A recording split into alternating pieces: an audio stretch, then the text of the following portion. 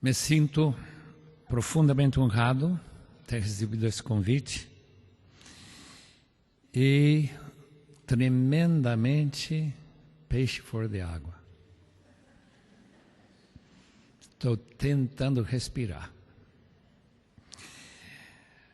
Mas se Deus nos permitir, Ele falará uma coisinha para o seu coração, para os irmãos poderem dizer, valeu a pena estar nesta hora particular. Eu estava ouvindo essa música e lembrei que eu não sou tão brasileiro assim. Há muita coisa lá que eu não entendi.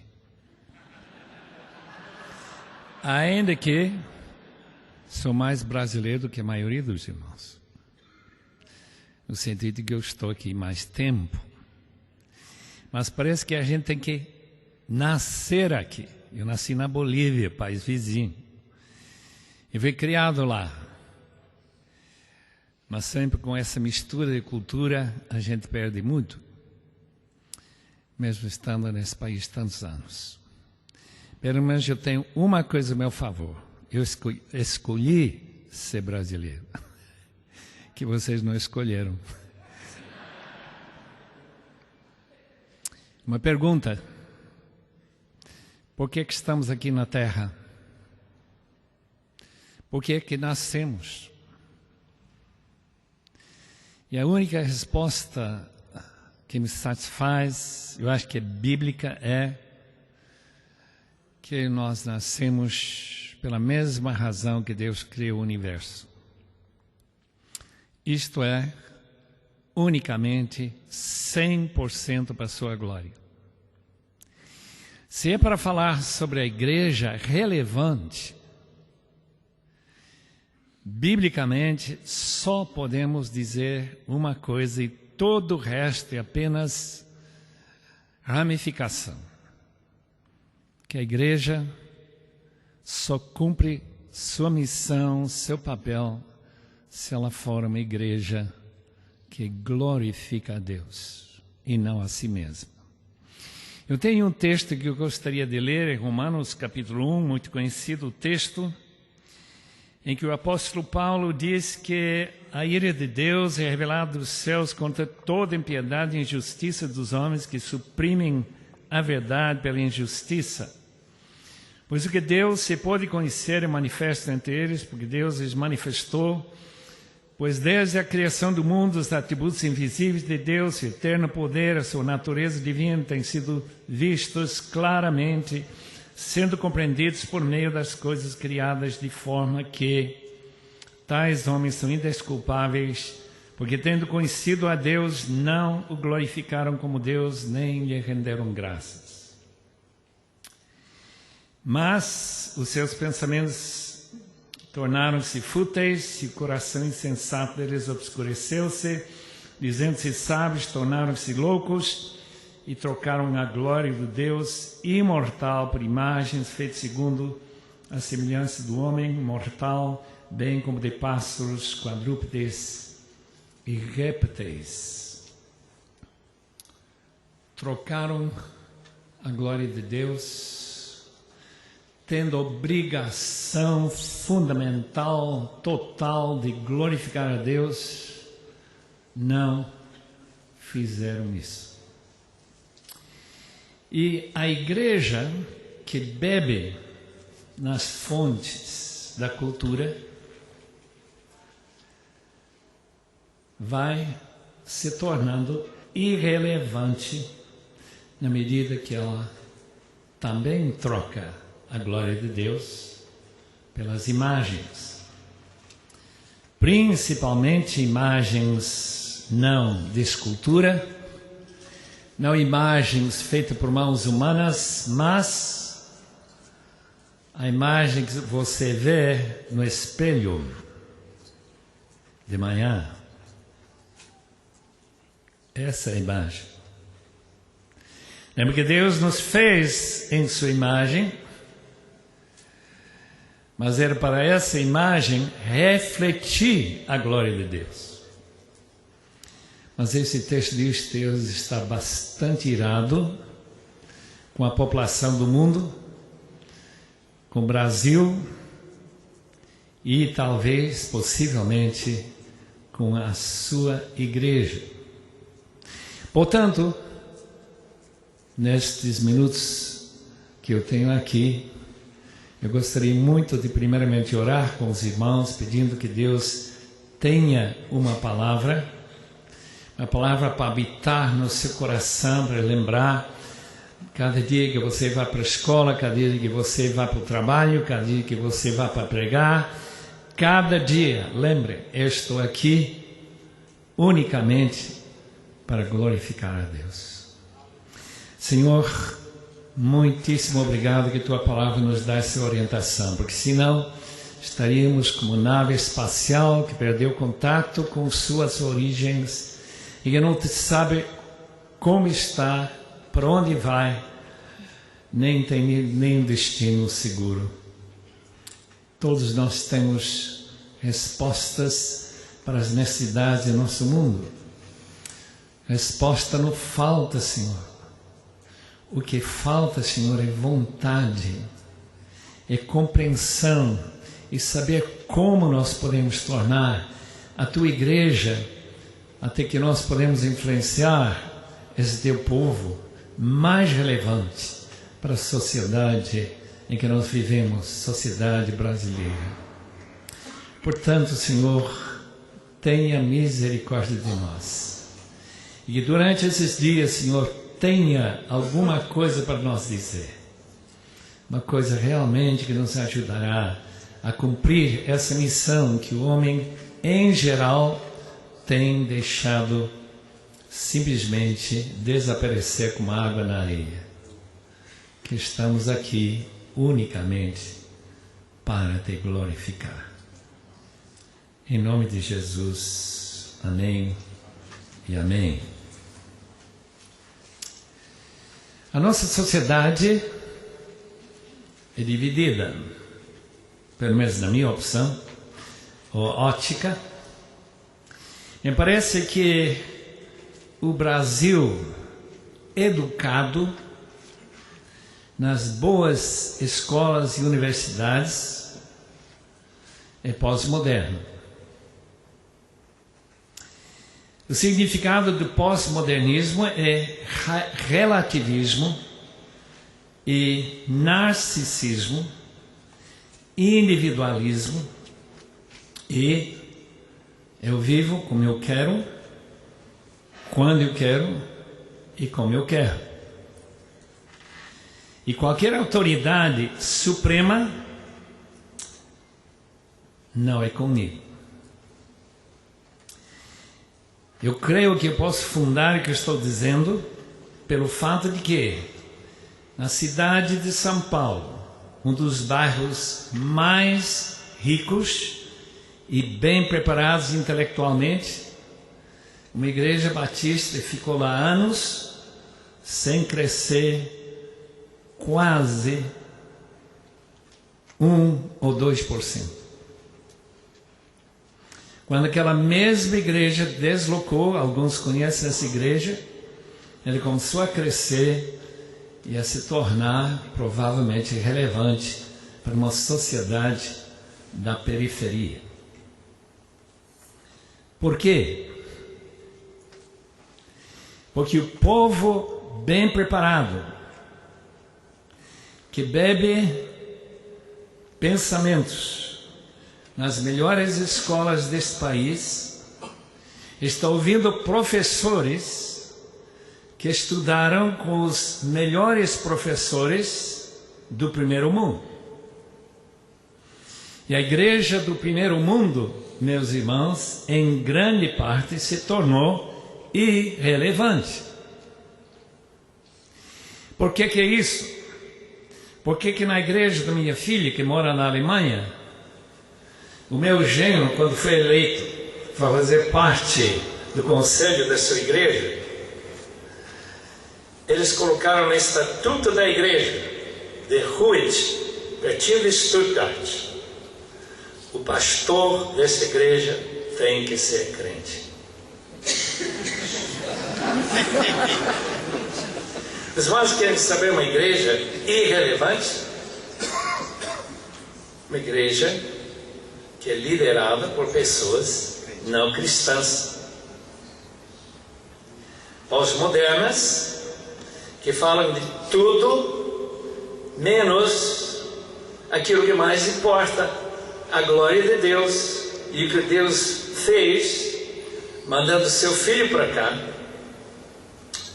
para que nós possamos saber como glorificá-lo e fazer a obra de Deus crendo nesse Filho. Eu fico admirado.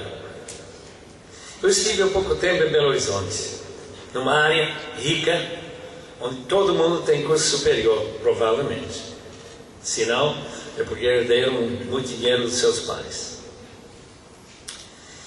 Igrejas não existem, ou quase não existem. A igreja que eu visitei tem lugar para 200 pessoas, mais ou menos. Mas muitos deles vêm de fora daquele bairro. É um bairro pós-moderno.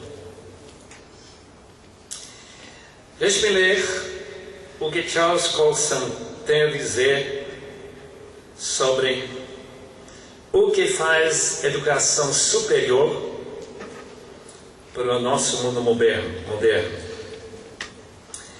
Ela liberta a gente da estrutura absoluta da fé e doutrinas que orientaram a sociedade durante séculos anteriores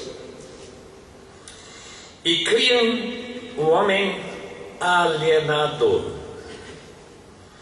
o homem vazio, sobre o qual T.S. Eliot escreveu no início do século passado, que tem produzido esse pluralismo, gente procurando por todo lado, onde que vou encontrar significado para a minha vida. Cada um escolhe a fé que melhor lhe convém. Charles Colson escreve sobre o efeito desse pensamento no niilismo predominante nesta era destituída do espírito.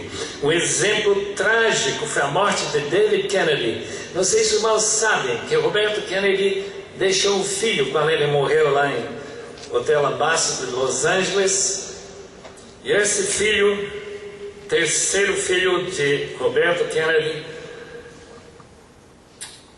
um amigo comentou sobre esse rapaz, Davi, não tinha nada que o prendesse à vida. Mesmo quando não esteve drogado, a personalidade dele era tomada por um sentimento profundo e arrasador de niilismo. Ninguém, nenhum emprego, nenhuma distração lhe dava alguma coisa para se ligar. Nada de significado, a não ser se drogar para esquecer que estava vivo. Dorothy Sayers era amigo de C.S. Lewis. Ela chamou este o pecado que não acredita em nada, não se importa com nada, não quer saber de nada, não interfere em nada, não gosta de nada, não odeia nada, não encontra propósito em nada, não vive para nada e só continua vivo porque não há nada que leve a morrer. Coitados, coitados. Se não há verdade absoluta, se não tem nenhum lugar para conhecer a fonte da vida abundante, se não encontra nenhuma razão para viver, além dos prazeres tão passageiros, e quando a gente chega numa idade um pouco mais avançada, que os irmãos veem que eu já estou chegando, os irmãos vão saber muito bem do que eu estou falando, que os prazeres da vida são passageiros. Como que a igreja vai ficar relevante para esse mundo pós-moderno? Eu gostaria muito de saber. De fato, nós não sabemos. Nenhuma pregação os interessa. Quando eles escutam aquele dogmatismo daquele que diz que este livro é a palavra de Deus, ele desliga a rádio, a televisão e continua buscando um prazerzinho, o sexo, bebida, o que for. É triste demais, irmãos. Eu lembro Benjamin Moraes, que foi secretário de Educação no Rio de Janeiro, que morava em Copacabana, anos atrás, ele já faleceu, me dizer: não há nenhuma maneira de alcançar esse povo de Copacabana. Nós não encontramos nenhuma maneira de alcançar esse povo. Tornar a igreja relevante para o pós-moderno é um desafio tremendo. E eu lembro do texto que eu acabo de ler, que a consequência de não glorificar a Deus, não ver a mão de Deus nas maravilhas da criação, imaginar que as coisas chegaram até nós de uma célula que por acaso apareceu do nada, ou talvez de uma sopa de química lá bilhões de anos atrás. Se essa explicação de fato não tem muita razão para a gente buscar a Deus, o que Deus faz diante desse impasse? Ele abandona. 3 vezes nesse texto Paulo enfatiza: Deus os abandonou. Eu não quero crer isso. Os irmãos não querem crer isso, e com certeza pastor Ariovaldo não quer crer isso. Porque estamos aqui para falar de uma igreja relevante para toda a sociedade, não apenas para a periferia da cidade. Porque isso já é outra coisa. Eu não vejo muita dessa ideia pós-moderna na periferia. Os irmãos sabem que a maioria da população brasileira não é pessoas de alto nível, profissionais, grandes advogados e médicos e tudo mais. Todos preparados com aqueles melhores escolas que nós temos aqui. Não. A massa da população é pré-moderna, não pós-moderna. Eles aspiram modernidade. Talvez um dia eu vou possuir um carro, só que em nossa bela cidade de São Paulo não haverá lugar para andar nesse carro. Já gastei 2 horas e mais para chegar em casa do centro, uma distância de talvez entre 12 e 13 quilômetros. Podia ter andado a pé e chegado mais ou menos na mesma hora.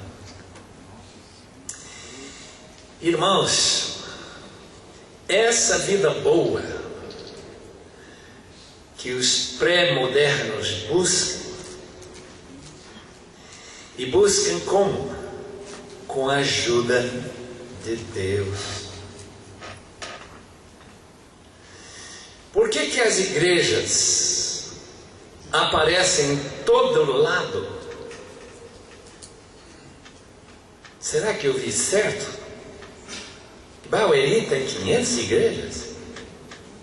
É possível?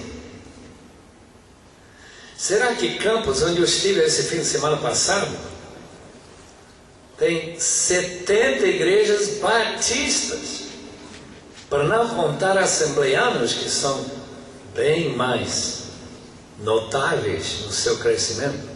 O que quer dizer isso? Quer dizer que o povo pré-moderno está buscando modernidade. E talvez um dia vão chegar a ser pós-modernos, quando eu estiver já bem deteriorado nesse mundo. Não duvido. Como que é essa cultura pré-moderna? Como é que funciona?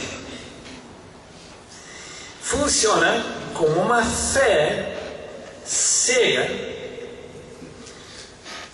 Por exemplo, o Nordeste. Quem já visitou, entrou naquelas vilas do Nordeste, ou parou numa dessas cidades tão afastadas do mundo moderno, a gente vê a simplicidade dessa vida. E aquilo que importa para eles, os irmãos sabem muito bem, é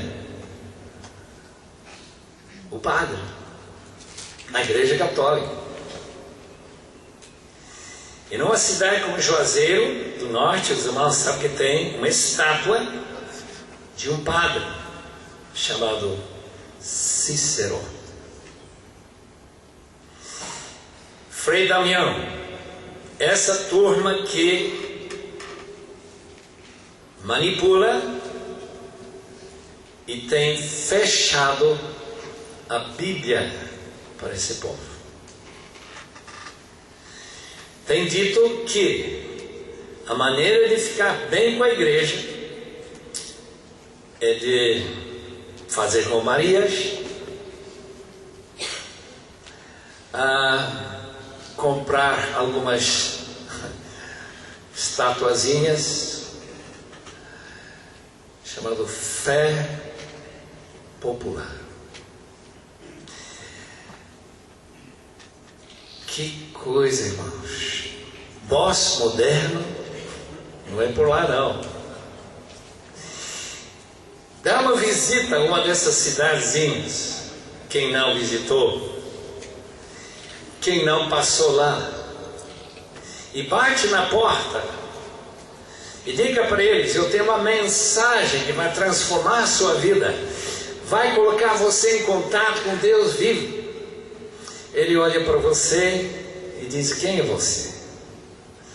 Eu sou crente evangélico.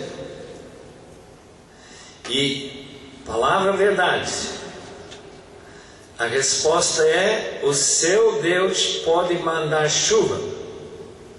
E agora estão fazendo o mesmo pedido: seu Deus pode mandar sol, já que estão inundando as chuvas algumas dessas mesmas regiões.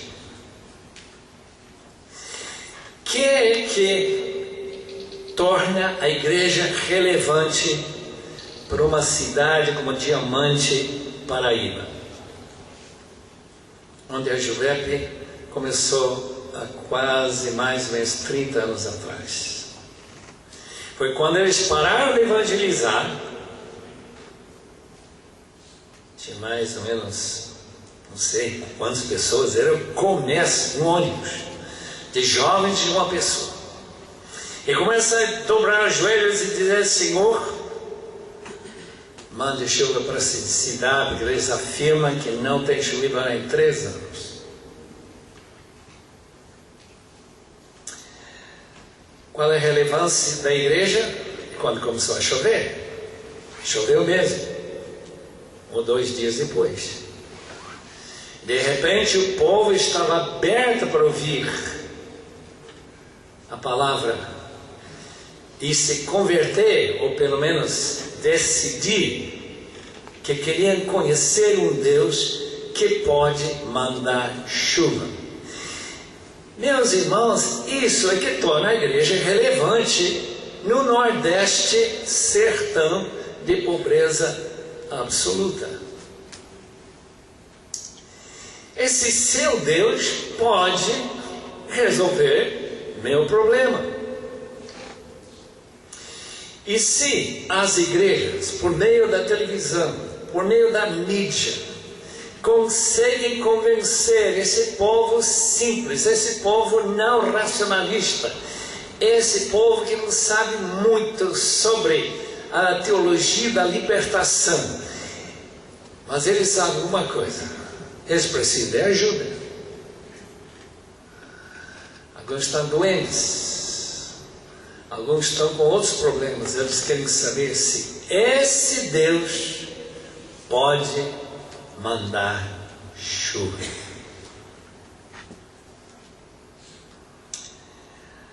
É muito importante, queridos irmãos, nesse caso,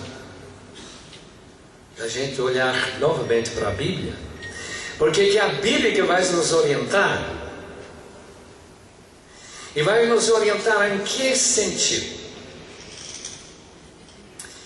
Nos dois montes em que Jesus se encontrou com os seus discípulos após a sua ressurreição. O primeiro monte é: toda a autoridade me foi dada nos céus e na terra. A autoridade não é o Padre Cícero, não é esse padre que anda de batina, não é a Igreja Católica, não é aquele senhor Papa do Vaticano. É Jesus Cristo. Toda a autoridade nos céus e na terra. A palavra autoridade, queridos irmãos, não significa a mesma coisa do que poder. Autoridade vem da palavra grega exousia, ex para fora, ousia, natureza essencial da coisa. Saindo da essência é autoridade. E não tem muito a ver com poder. Quando, portanto, Jesus Cristo declara toda a autoridade nos céus e na terra, eu dou para o meu filho, inclusive, autoridade para salvar, João 17, versículo 2, todos aqueles que vêm a mim. O Pai me deu essa autoridade também. O capítulo 13, versículo 3 de João, que todas as coisas o Pai colocou nas minhas mãos. Em outras palavras, que Jesus manda. Portanto, ele fazer discípulos desse Jesus que tem toda a autoridade. O que é tornar a igreja irrelevante? É quando os discípulos supostos de Jesus Cristo não obedecem às regras do governo celestial, porque ele vai reinar até colocar todos os inimigos debaixo de seus pés. Assim diz 1 Coríntios 15, versículo 24 a 28. E se ele vai fazer isso, vai ser porque discípulos obedeceram tudo que ele ensinou. A relevância da igreja, portanto, na periferia é: onde está a autoridade de Jesus Cristo? Na vida da pessoa que ora, a vida da pessoa que prega, a vida da pessoa que diz: eu vou substituir o seu líder por um outro líder, chamou de pastor fulano de tal. No interior da Bahia, mais ou menos 100 anos atrás, apareceu um missionário branco, a cavalo, parou na casa de João Dourado, coronel da região perto de Irecê. Imagina, 100 anos atrás.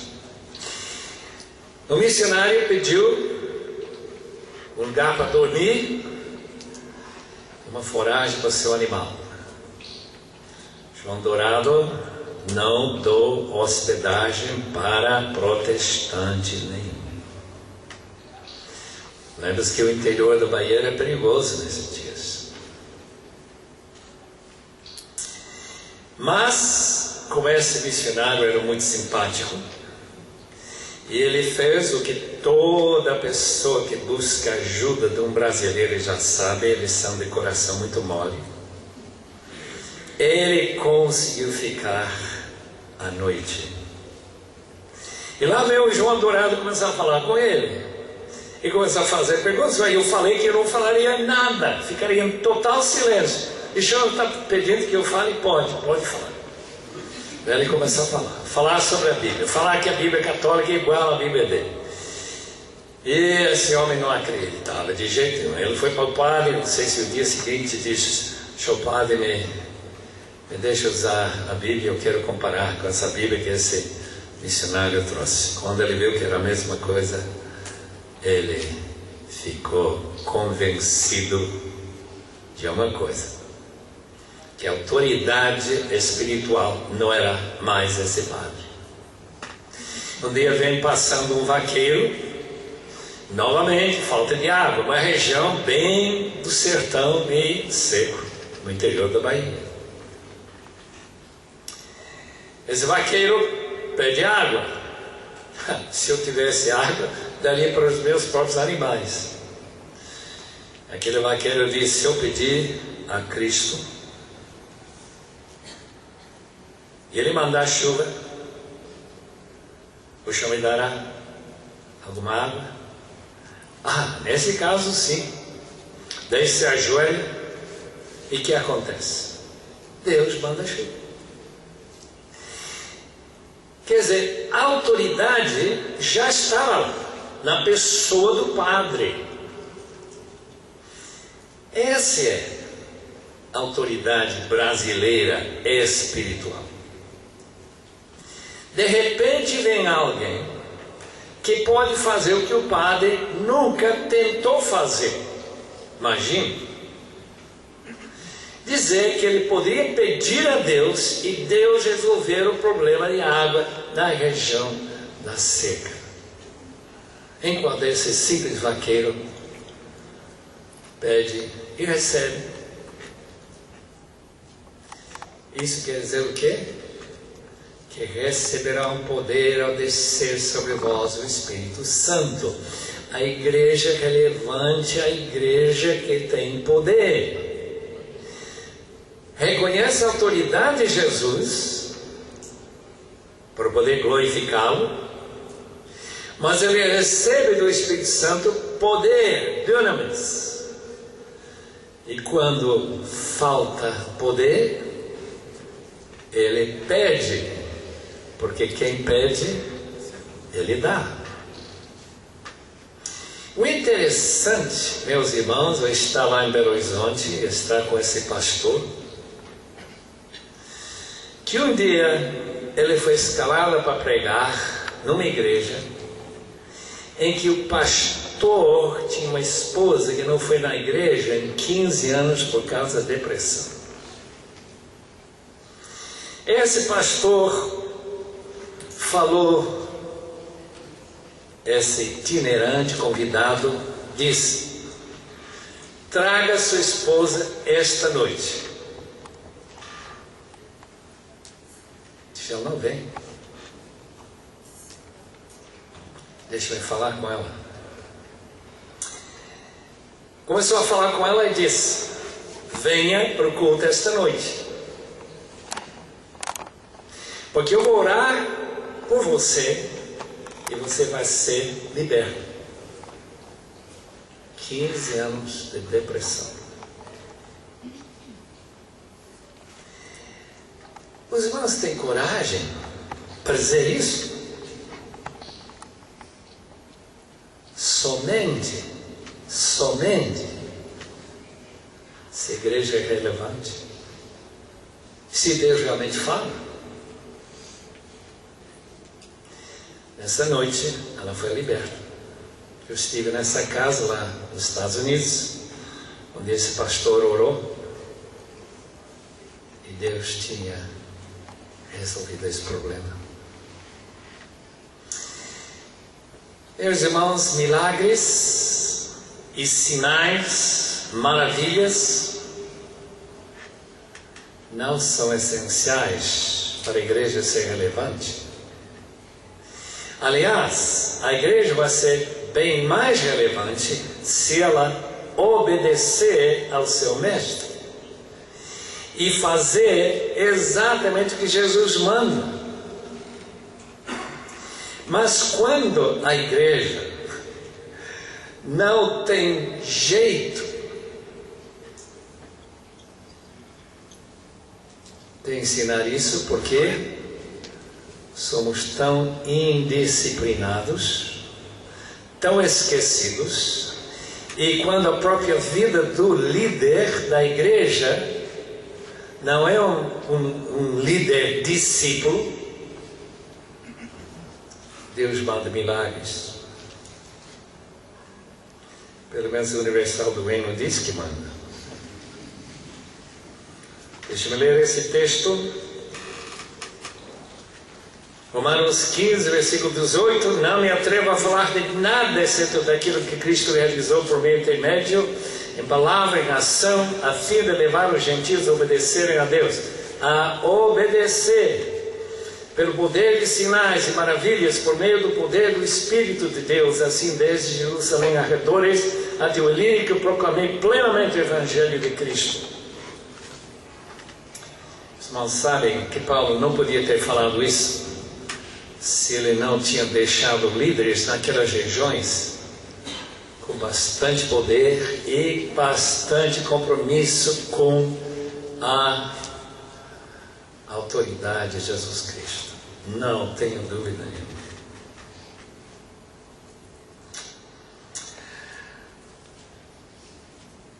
Como que a igreja vai se tornar relevante?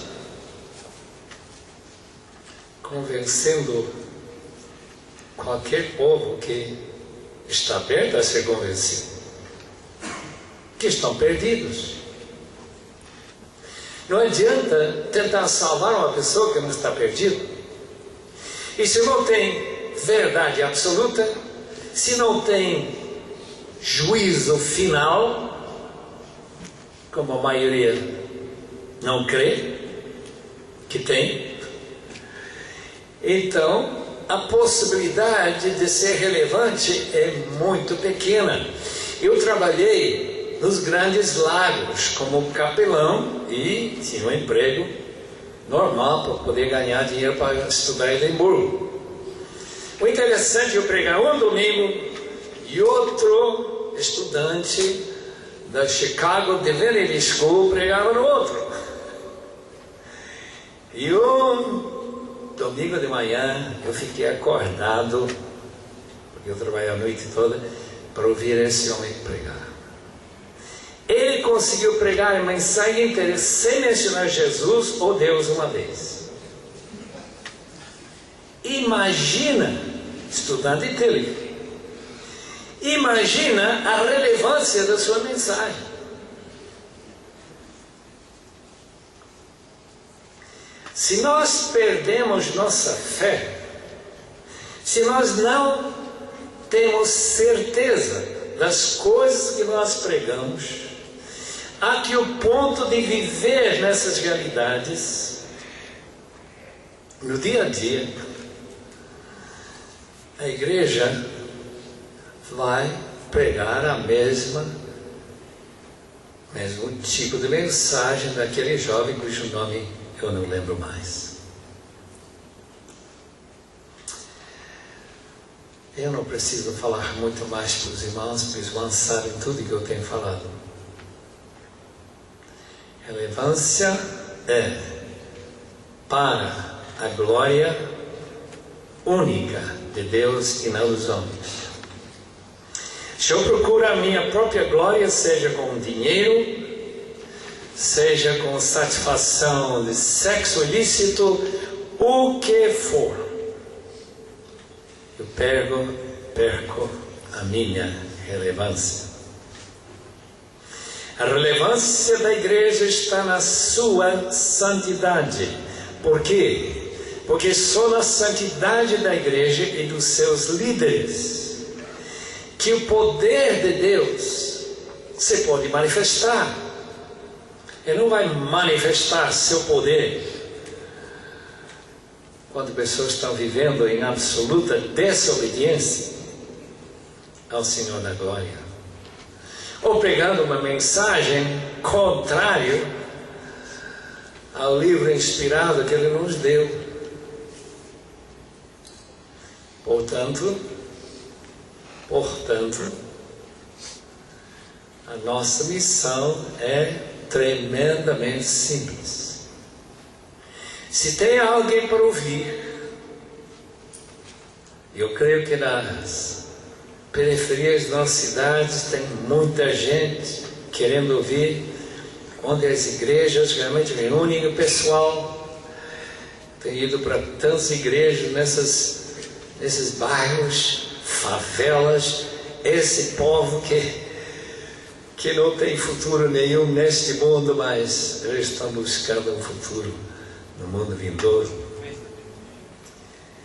E se esse líder, esse pastor convence que vale a pena conhecer a Cristo, vale a pena crer nas verdades deste livro, e que Deus responde a oração, eles estão prontos a se entregar.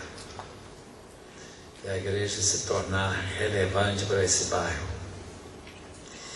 Senhor, muito obrigado que Tu reuniste este povo aqui. Estamos todos desejosos de saber como, Senhor, podemos ser relevantes num mundo como este. Mundo pós-moderno, pré-moderno e até moderno também. Oh Deus, tenha misericórdia da Tua igreja. Oh Deus, mande aquele avivamento que voltaria a crer, queria criar fé que Jesus Cristo realmente é o Senhor e que Sua palavra é a verdade e que o Espírito Santo tem poder. E nós te agradeceremos eternamente, Senhor, pelo fato de que Tua igreja brasileira realmente está pronta para Te obedecer e discipular e Te glorificar, já que essa é a razão que Jesus morreu na cruz e foi levado à destra do Pai. Muito obrigado, em nome de Jesus. Amém.